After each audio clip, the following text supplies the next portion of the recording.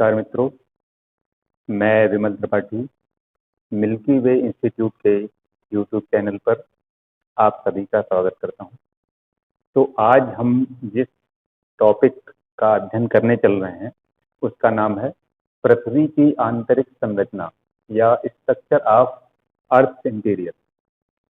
तो पृथ्वी की आंतरिक संरचना के बारे में कई विद्वानों ने अपने मत दिए, जैसे कि एडवर्ड स्पेस ने, डॉली ने, जेफरीज ने, पोन्स ने, कई विद्वानों ने अपने अलग अलग मत प्रस्तुत किए पृथ्वी की आंतरिक संरचना के बारे में, जिसमें एडवर्ड स्पेस ने अपना वर्गीकरण दिया कि पृथ्वी के जो मंडल है, अगर हम पृथ्वी के धरातल से केंद्र की ओर जाएंगे तो उसमें उन्होंने बताया कि 3 मंडल पाए जाते हैं।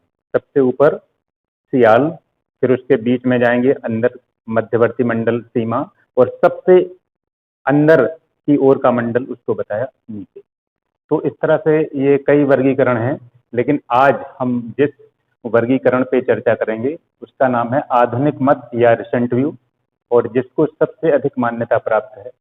और इस वर्गीकरण को देने में जो सबसे बड़ा रोल है वो है IUGG का, यानी international union of geodesy and geophysics, यानी अंतरराष्ट्रीय भूगणित और भूभौतिकी का संघ है, जो अंतरराष्ट्रीय संघ है, उसके जियोलॉजिस्ट उन्होंने अपनी एक संस्तुति दी थी। पृथ्वी के आंतरिक संरचना को उन्होंने अध्ययन किया था और उसके बारे में अपना रिपोर्ट दी थी कि पृथ्वी की आंतरिक संरचना कैसी है। और इसके अतिरिक्त और बहुत से विश्व के बहुत से भूगर्भ शास्त्रियों यानी जियोलॉजिस्ट के अपने अपने मत हैं। तो सबको, इन सबको मिलाकर जो एक नया मत सामने आता है उसको कहा जाता है आधुनिक मत या रिसेंट व्यू, और वो पूरी तरह से भूकंपीय तरंगों के अध्ययन पर आधारित है। तो रिसेंट व्यू या आधुनिक मत को देखने के लिए सबसे पहले हम सामान्य रूप से भूकंपीय तरंगों यानी सेस्मिक वेव्स के बारे में थोड़ी सी जानकारी ले लें, उसके बाद हम अपने रिसेंट व्यू या आधुनिक मत पर आएंगे।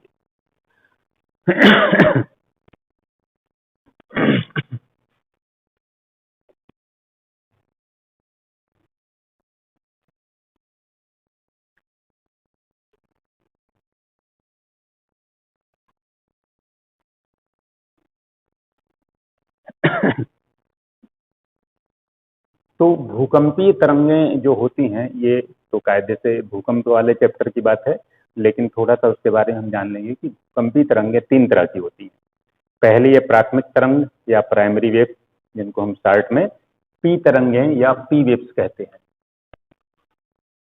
पी तरंगें। और इनके बारे में थोड़ी सी जानकारी ले लें, क्योंकि अर्थ इंटीरियर का जो रिसेंट व्यू है उसके अध्ययन में इसकी आवश्यकता पड़ेगी।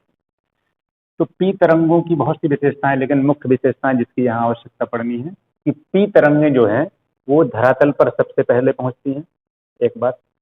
अगली बात यह है कि ये ठोस, द्रव, गैस तीनों में चलती हैं। पी तरंगें ठोस में भी चलती हैं, द्रव में भी, गैस में भी, तीनों माध्यमों में चल सकती हैं। और इनकी गति सबसे अधिक ठोस में सबसे अधिक, उसके बाद द्रव में धीमी और गैस में सबसे धीमी। तो ठोस में पी तरंगें सबसे तीव्र गति से चलती हैं, एक चीज। इसके बाद नंबर आता है एस तरंगें या सेकेंडरी वेव्स या द्वितीयक तरंगें। तो एस तरंगें जो हैं वो भूकंप केंद्र से उत्पन्न होने के बाद सबसे पहले तो धरातल पर या चारों ओर पी तरंगें पहुंचती हैं, उसके पीछे से एस तरंगें या द्वितीयक तरंगें चलना प्रारंभ करती हैं। तो एस तरंगों की गति पी तरंगों की तुलना में धीमी होती है, कम होती है। और सबसे मुख्य विशेषता इसकी ये है कि ये द्रव में नहीं चल पाती, जिसकी जरूरत अभी अर्थ इंटीरियर वाले सेक्शन में पड़ेगी कि एस तरंगें द्रव में नहीं चल पाती, द्रव में ये विलुप्त हो जाती हैं। द्रव जहां से शुरू होगा वहीं से ये रुकना शुरू हो जाती है। तो ये दूसरी तरह की तरंगें हुई द्वितीयक तरंग या सेकेंडरी वेव्स या एस तरंगें। तीसरी तरह की तरंगें होती हैं एल वेव्स या एल तरंगें, जिसको कहा जाता है तृतीयक तरंग या टर्शियरी वेव्स या लॉन्ग वेव्स यानी लंबी तरंगें, उसी के नाम पर इसको रखा गया है, एल वेव्स, धरातली तरंगें। ये सबसे बाद में पहुंचती हैं और ये सिर्फ धरातल पर ही चलती हैं, और सबसे ज़्यादा डिस्ट्रक्टिव यानी विनाशकारी होती है।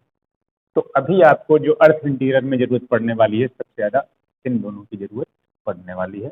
तो फिर हम आधुनिक मत को देखते हैं कि किस तरह से इसमें इसकी परतें हैं और क्या उनकी विशेषताएं। तो आधुनिक मत के अनुसार हम इस वर्गीकरण को देखते हैं, जिसमें IUGG और विश्व के बहुत से जियोलॉजिस्ट के मत शामिल हैं। तो उन लोगों ने ये देखा कि भूकंपीय लहरों के आधार पर ये पता लगाया कि भूकंपीय लहरों या सेस्मिक वेव्स का जो व्यवहार है, पृथ्वी के धरातल से लेकर इंटीरियर माने अंदर तक, केंद्र तक में उसके व्यवहार में बहुत परिवर्तन पाया जाता है। कहीं पर उन्होंने देखा कि पी तरंगों की गति एकाएक बढ़ जा रही है, कहीं पर पी तरंगों की गति एकाएक घट जा रही है, कहीं पर एस तरंगों की गति घट रही है, फिर किसी मंडल में एस तरंगें प्रवेश ही नहीं कर पा रही हैं। तो उन लोगों ने देखा कि मैंने इसके इंटीरियर में काफी परिवर्तन है, पूरा इंटीरियर एक जैसा नहीं है बल्कि असमान मंडलों से बना हुआ है।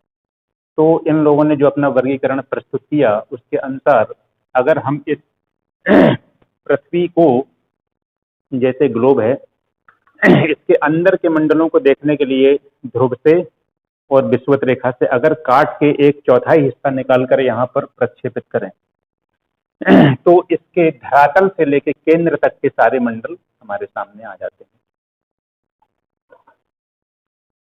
तो हम इसको इस तरह से भी समझ सकते हैं कि मान लीजिए ये पोल है, ये विषुवत रेखा है, दोनों तरफ से हम अंदर की ओर जाएंगे तो केंद्र पर पहुंचेंगे। मान लीजिए पोल का धरातल, ध्रुव का धरातल, और ध्रुव से लेके ऊपर की पूरी परपटी विषुवत रेखा तक आ गए, और वहां से हम अंदर की ओर जाएंगे तो केंद्र तक पहुंचने में हमें सारी की सारी परतें एक के बाद एक मिलने लगेंगी। तो आधुनिक मत के अनुसार जो वर्गीकरण प्रस्तुत किया गया, उसमें ये माना गया कि इसमें मुख्य रूप से पृथ्वी की आंतरिक संरचना में 3 प्रमुख मंडल देखे गए।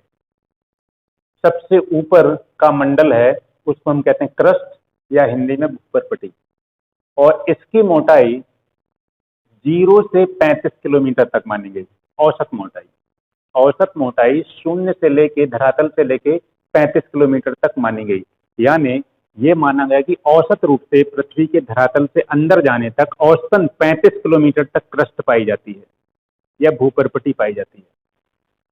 औसत मोटाई का तात्पर्य ये है कि कहीं पर ये मोटाई कम होगी, कहीं पर ये मोटाई ज्यादा भी देखने को मिलती है। महासागरीय क्षेत्रों के नीचे क्रस्ट की मोटाई कम देखने को मिलती है, जबकि महाद्वीपों के नीचे क्रस्ट की मोटाई अधिक देखने को मिलती है। और खास तौर पर वलित पर्वतीय क्षेत्रों यानी फोल्डेड माउंटेन वाले जो एरियाज हैं, उसमें फोल्डेड माउंटेन के नीचे यानी वलित पर्वत या मोड़दार पर्वतों के नीचे क्रस्ट की मोटाई काफी गहराई तक पाई जाती है। जैसे हिमालय पर्वत के नीचे उसकी मोटाई 80 किलोमीटर तक है, राकेश के नीचे 70 किलोमीटर तक है। तो इसमें असमानता है। ये जो आप देख रहे हैं, इसकी जो मंडल है यूनिफॉर्म नहीं है, एक रूप नहीं है, ये कहीं ऊपर कहीं नीचे है, लेकिन औसत रूप में चित्र को बनाने के लिए ऐसे ही देखा जाता है। तो इसकी औसत मोटाई जो मानी गई वो 35 किलोमीटर मानी गई आधुनिक मत के अनुसार। हालांकि IUGG अपना जो अलग वर्गीकरण प्रस्तुत करता है, वो क्रस्ट की औसत मोटाई को 30 किलोमीटर मानता है। तो हम चूंकि आधुनिक मत देख रहे हैं, उसमें IUGG के साथ अन्य जियोलॉजिस्ट के भी मत शामिल हैं, तो उसके अनुसार क्रस्ट की मोटाई, औसत मोटाई 35 किलोमीटर। तो सबसे पहला ऊपर का मंडल हुआ भूपरपटी या क्रस्ट। उसके बाद जब हम 35 किलोमीटर के नीचे की ओर, अंदर की ओर जाएंगे, तो 35 किलोमीटर से 2900 किलोमीटर तक 35 किलोमीटर से 2900 किलोमीटर तक, यहां तक इतना मोटा मंडल, ये वाला यहां से लेके यहां तक, इसको हम यहां से लेके यहां तक पूरे को कहते हैं मेंटल। इंग्लिश में मेंटल, हिंदी में कहा जाता है प्रवार, मेंटल या प्रवार। अभी हम इसके बाद जब इसके अंदर जाकर स्टडी करेंगे तो अपर मेंटल क्या है, लोअर मेंटल क्या है, उसकी विशेषताएं सब कुछ देखेंगे। तो 35 किलोमीटर से 2900 किलोमीटर की गहराई में या इतनी मोटाई में ये दूसरा मंडल पाया जाता है, उसको हम कहते हैं मेंटल या प्रवार। फिर 2900 किलोमीटर से लेके केंद्र तक, चाहे आप इधर से चलें चाहे इधर से चलें, वही बात है। 2900 किलोमीटर से लेके केंद्र तक ये जो आंतरिक मंडल है, इसको हम कहते हैं कोर इंग्लिश में कोर और हिंदी में क्रोड। फिर इसके भी दो पार्ट हो जाएंगे, आउटर कोर, इनर कोर, तो उस पर हम एक एक करके स्टडी करेंगे। तो अब सबसे पहले हम देखते हैं क्रस्ट को, भूपर्पटी को। तो क्रस्ट या भूपर्पटी के भी दो पार्ट हैं, क्रस्ट या भूपर्पटी के भी दो पार्ट हैं, और उसको कहा जाता है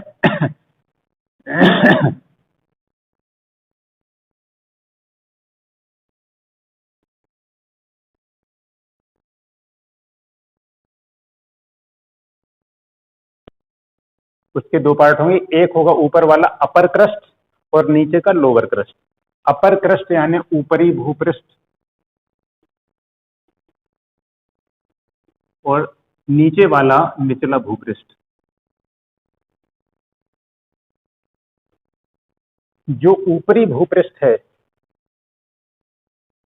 वो सियाल का बना माना जाता है, और नीचे का भूपृष्ठ सीमा का बना माना जाता है।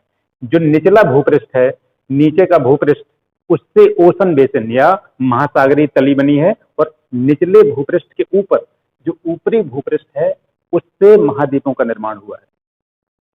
तो जो 35 किलोमीटर की औसत मोटाई मानी गई है, इसके जब दो पार्ट किए जाते हैं तो औसत ऊपर अपर क्रस्ट जो है वो 25 किलोमीटर तक मानी जाती है औसत मोटाई, और लोअर क्रस्ट यानी निचली क्रस्ट की औसत मोटाई जो मानी जाती है वो 10 किलोमीटर। तो 25 और 10 मिला के 35 औसत। हालांकि इस बात में भी अंतर है कि जगह जगह उनकी मोटाइयों में अंतर पाया जाता है। जैसे कि अभी हमने बताया कि वलित पर्वतीय क्षेत्रों में जो क्रस्ट है वो काफी गहराई तक चली गई है, हिमालय के नीचे क्रस्ट 80 किलोमीटर तक चली गई है, और राकीस के नीचे क्रस्ट जो है वो 70 किलोमीटर तक पहुंच जाती है। तो अब इसके बाद ये हुआ क्रस्ट के बारे में या भूपर्पटी के बारे में। इसके बाद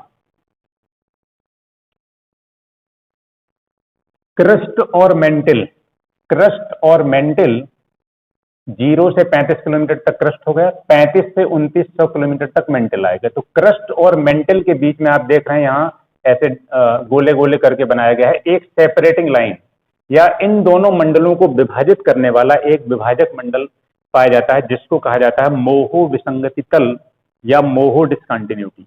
और इसका पता, इस विसंगति तल का पता 1909 में यूगोस्लाविया, जो कि पूर्व यूगोस्लाविया अब तो विखंडित हो गया, पूर्व यूगोस्लाविया के जियोफिजिसिस्ट, ये क्या थे, जियोफिजिसिस्ट और सेस्मोलॉजिस्ट थे। जियोफिजिसिस्ट मीन्स भू भौतिक शास्त्री और सेस्मोलॉजिस्ट मीन्स भूकंप विज्ञानी।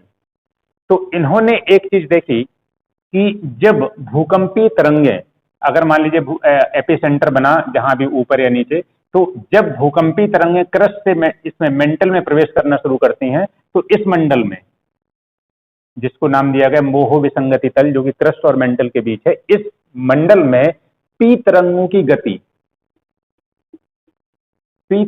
गति एकाएक बढ़कर 8.2 किलोमीटर पर सेकंड हो गई।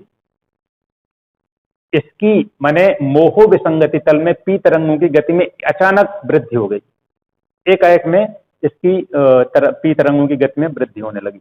तो मोहो ने देखा कि यहां पर अचानक वृद्धि होने का कारण क्या है। आगे चलकर उनको ये पता चला रिसर्च करने के बाद कि क्रस्ट और मेंटल की संरचना में अंतर है। क्रस्ट की तुलना में मेंटल का घनत्व तो अधिक है, और उसका कारण क्या था, ऊपर से बढ़ता हुआ दबाव। जब धरातल की ऊपर की परतों का दबाव नीचे की ओर पड़ता है, ऊपर की परत का दबाव जब नीचे की ओर पड़ता है, तो बढ़ते दाब के कारण निचले मंडलों में घनत्व बढ़ता चला जाता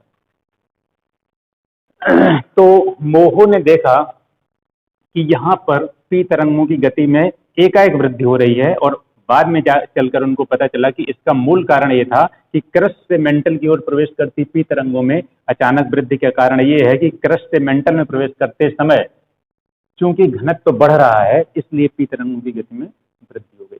तो यहां से पता चला मोहो विसंगति तल का, अर्थात मोहो विसंगति तल या मोहो डिसकंटिन्यूटी क्रस्ट और मेंटल को सेपरेट करने वाली डिवाइडिंग एक लाइन है, जो कि क्रस्ट और मेंटल को अलग करती है, और ये दर्शाते हैं कि क्रस्ट और मेंटल के व्यवहार में अंतर है। हालांकि दोनों का निर्माण एक ही तरह से है, लगभग लगभग, लेकिन अंतर मूल रूप से घनत्व का अंतर बहुत अधिक है इनमें। अब इसके बाद हम देखते हैं मोह विसंगति तल के बाद मेंटल के बारे में देखते हैं।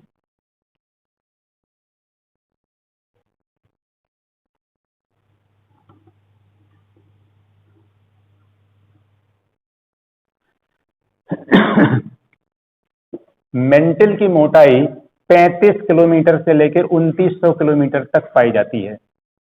35 किलोमीटर से 2900 किलोमीटर तक पाई जाती है। और इसके मुख्य रूप से दो पार्ट हैं यहां पर। 35 किलोमीटर से 700 किलोमीटर तक के भाग को हम कहते हैं अपर मेंटल, और 700 किलोमीटर से 2900 किलोमीटर तक के भाग को हम कहते हैं लोअर मेंटल, यानी ऊपरी प्रवार और ये निचला प्रवार। अब ऊपरी प्रवार में देख लें कुछ चीजों को। ऊपरी प्रवार में जो 35 किलोमीटर से 100 किलोमीटर का हिस्सा है, ये तो ठोस है, क्रस्ट की तरह ही ठोस है। अंतर बस इतना है कि इसका घनत्व क्रस्ट की तुलना में अधिक है। तो ऊपर का हिस्सा 35 किलोमीटर से लेकर 100 किलोमीटर तक, यानी ये 65 किलोमीटर मोटी पट्टी, ये ठोस है।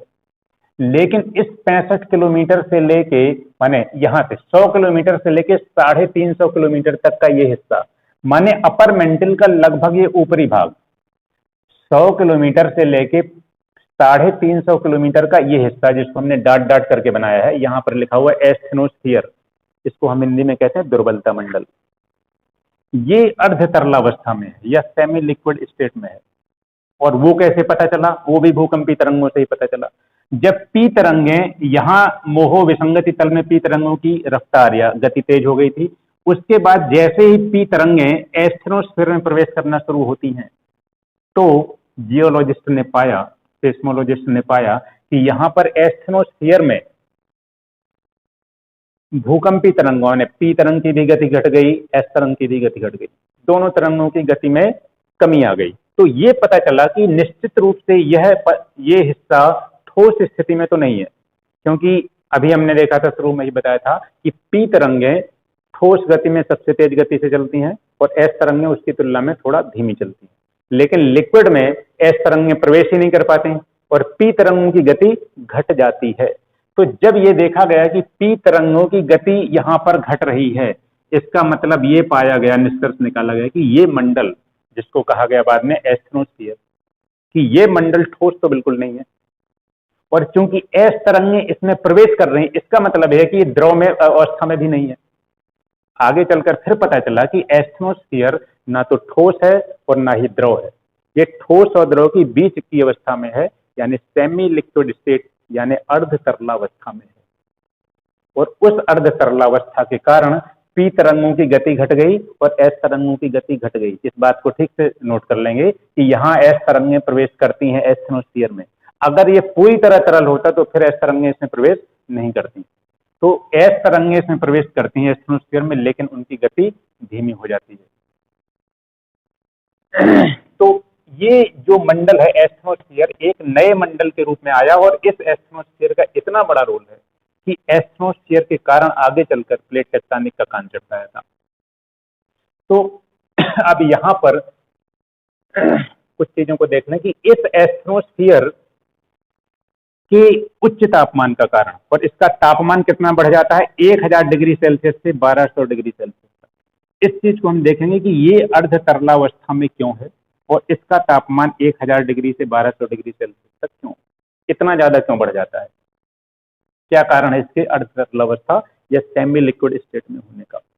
इसकी अर्ध तरलावस्था के जो उदाहरण दिए जाते हैं, तुलनाएं की जाती हैं, वो कोलतार से की जाती है या गीली चिकनी मिट्टी से की जाती है। जैसे गीली चिकनी मिट्टी, वो तरल तो बिल्कुल नहीं है, वो अर्ध तरलावस्था से ठोस के बीच है एक तरह से।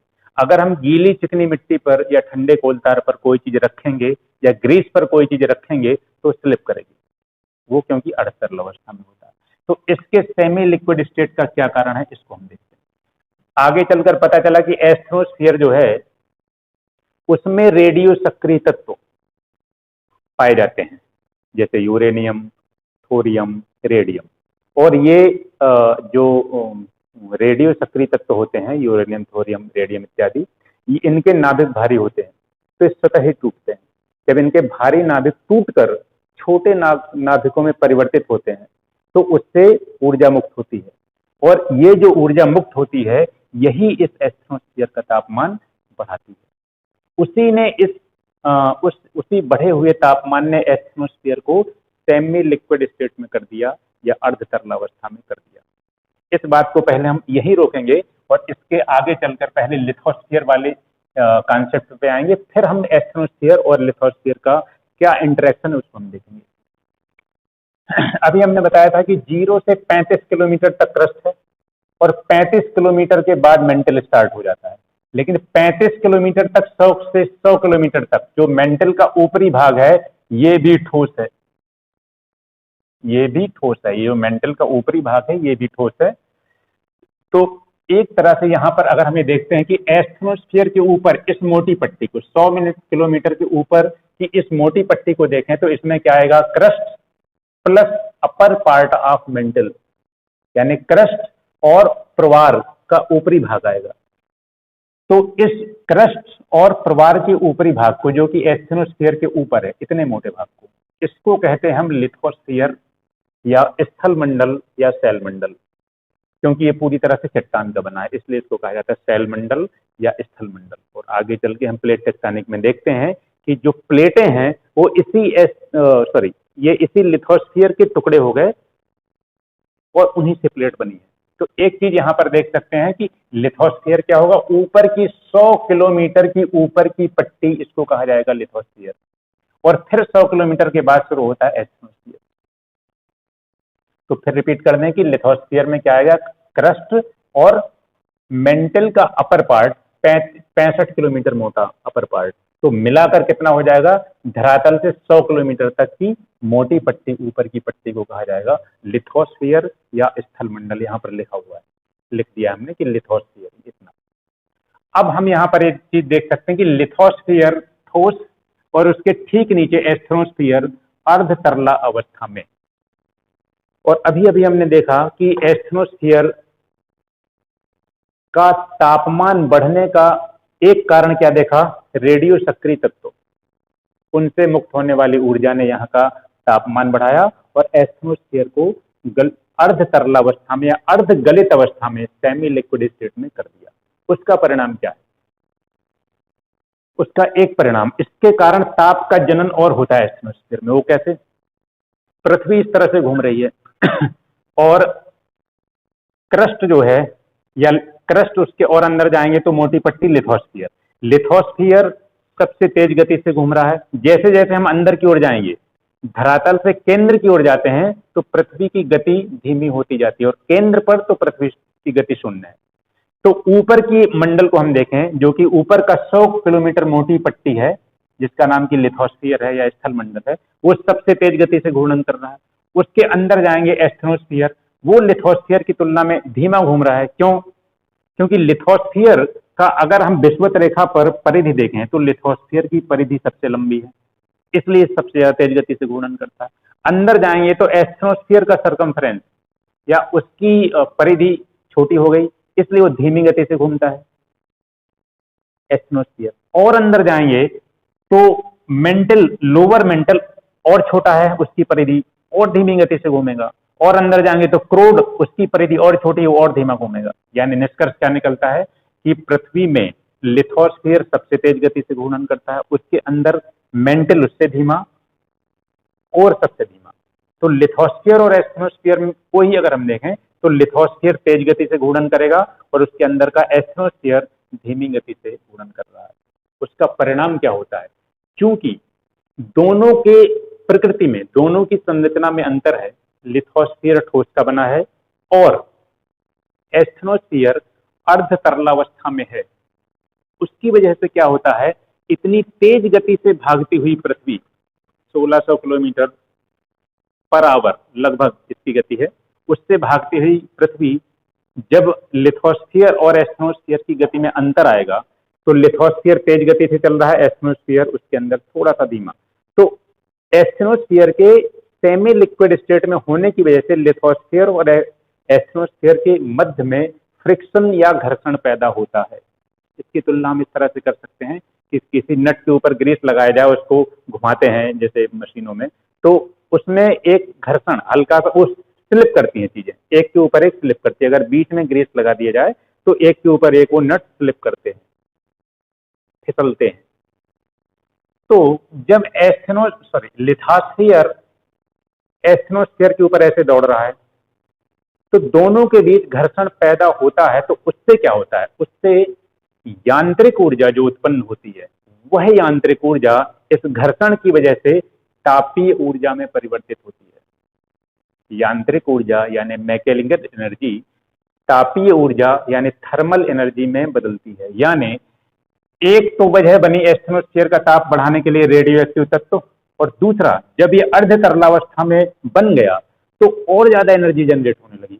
दूसरा कारण क्या बना, लिथोस्फीयर और एस्टेनोस्फीयर के बीच का घर्षण या फ्रिक्शन, उस वजह से मैकेनिकल एनर्जी थर्मल एनर्जी में कन्वर्ट होती है। इसलिए यहां से उत्पन्न होने वाली जो थर्मल एनर्जी है उसका नाम दिया जाता है जियोथर्मल एनर्जी या भूतापीय ऊर्जा। क्योंकि ये भूमि के अंदर, ये थर्मल एनर्जी भूमि के अंदर उत्पन्न हो रही है, इसलिए इसका नाम दिया जाता है भूतापीय ऊर्जा या जियोथर्मल एनर्जी। यही जियोथर्मल एनर्जी आगे चलकर लिथोस्फीयर को तोड़ती है। उसने तोड़ा लिथोस्फीयर को, प्लेटों को बनाने में उसने अपनी अहम भूमिका निभाई। और प्लेट टेक्टोनिक में इसी मंडल का पूरा लगभग रोल है, एस्टेनोस्फीयर का। तो अगली चीज एस्टेनोस्फीयर के बारे में आ गई। इसके बाद तो ये एस्टेनोस्फीयर हो गया। उसके बाद यहां से नीचे का मंडल 350 से नीचे आएंगे तो यही अपर मेंटल का ये भाग ठोस होना शुरू, ये पूरा का पूरा ठोस है। लोअर मेंटल भी पूरा का पूरा ठोस है। तो इस तरह से 35 किलोमीटर से 2900 किलोमीटर के बीच का ये मंडल मेंटल कहलाया। इसका घनत्व क्रस्ट की तुलना में अधिक है। अब इसके बाद हम आते हैं 2900 किलोमीटर के नीचे जब चलेंगे, केंद्र की ओर जाएंगे, तो मेंटल और कोर के बीच, मेंटल और कोर के बीच फिर एक विसंगति तल यहां पर पाया जाता है, जिसको हमने चौकोर आकृति में बनाया है, और इसका नाम दिया गया गुटेनबर्ग विसंगति तल। क्योंकि इसका पता गुटेनबर्ग महोदय ने लगाया था, और इसका पता भी भूकंपीय तरंगों के आधार पर ही चला। इन्होंने देखा कि एस तरंगें यहां पर आकर, यहां से मान लीजिए सेस्मिक सेंटर यहां बना, भूकंपीय तरंगें चारों ओर प्रसारित हुई, तो भूकंपीय तरंग बढ़ती चली जा रही है, एस तरंग भी बढ़ती आ रही है। यहां पर 2900 किलोमीटर की ऊंचाई पर, यानी मेंटल के बॉटम पर या कोर जहां से शुरू हो रहा है वहां पर आकर पी, जैसे ही अंदर प्रवेश करने को हुआ तो देखा गया कि पी तरंगे इसमें प्रवेश कर गई इस मंडल में, लेकिन उनकी गति घट गई और एस तरंगे यहीं पर आकर ठहर गई, वो अंदर की ओर प्रवेश नहीं कर पाई। बाद में जाके जब इस पर रिसर्च हुआ कि एस तरंगे इसमें क्यों नहीं प्रवेश कर पाई, तो पता चला कि ये मंडल जो है आउटर कोर या बाहरी कोर, जो कि 2900 किलोमीटर से 5150 किलोमीटर तक है, ये लिक्विड स्टेट में है या तरल अवस्था में है। और शुरू में ही हमने आपको बताया था कि एस तरंगें तरल अवस्था में तरल में प्रवेश नहीं करती। यही कारण रहा कि एस तरंगें आकर इसके ताप पर ठहर गईं और वो अंदर प्रवेश नहीं कर पाई। तो इन्हीं भूकंपीय लहरों के माध्यम से पृथ्वी की आंतरिक संरचना के बारे में बहुत जानकारी मिली है। तो अब कोर के दो पार्ट हो गए, एक आउटर कोर, एक इनर कोर। इन्हीं रिसर्च के माध्यम से पता चला कि जो बाहरी क्रोड, आउटर कोर या बाह्य क्रोड है, वो तरल अवस्था में है या लिक्विड स्टेट में है, या उसे कहा जाता है मोल्टन स्टेट में है, और आंतरिक कोर है जो वो ठोस अवस्था में। और आंतरिक कोर जो है उसका टेम्परेचर काफी अधिक है, 5000 डिग्री से 5500 डिग्री सेल्सियस तक माना जाता है। तो इसमें मुख्य रूप से जो जानने वाली चीजें हैं कि ये मेंटल और कोर के बीच जो एक विसंगति तल है उसको नाम दिया गया गुटेनबर्ग विसंगति तल, क्योंकि गुटेनबर्ग ने उसका पता लगाया। और गुटेनबर्ग और उसी से बाद में पता चला कि आउटर कोर जो है यहाँ पर एस तरंगे नहीं जा पाती, तो ये लिक्विड स्टेट में है और ये आंतरिक कोर ठोस अवस्था में है। तो फिर देखा गया कि आउटर कोर और इनर कोर के बीच भी एक विसंगति तल है, क्योंकि ये लिक्विड स्टेट में, ये ठोस अवस्था में। तो इसके बीच एक विसंगति तल पाया गया, उसका नाम दिया गया लेहमन विसंगति तल। तो इस तरह से पृथ्वी के आंतरिक संरचना का ये एक चित्र सामने आता है, जिसकी हमने ब्रीफ में आपको जानकारी दी है कि ये किस तरह से है। और अगर यदि आप इसको ठीक से समझते हैं तो आपको अपने अध्ययन में निश्चित रूप से मदद मिलेगी। और इसका जो पीडीएफ है उसको हम अपने टेलीग्राम चैनल पर डाल देंगे, तो उसमें डिटेल में जो फैक्ट हैं इससे संबंधित वो आपको वहाँ पर मिल जाएंगे। तो आप, यदि आपको हमारे ये वीडियोस अच्छे लगते हैं तो आप इनको ज़्यादा से ज़्यादा शेयर करिए, इनको बार बार देखिए, और इनको बार बार देखने का लाभ ये मिलता है कि आपको उसके विषय के बारे में अच्छी अंडरस्टैंडिंग मिलती है। Thank you.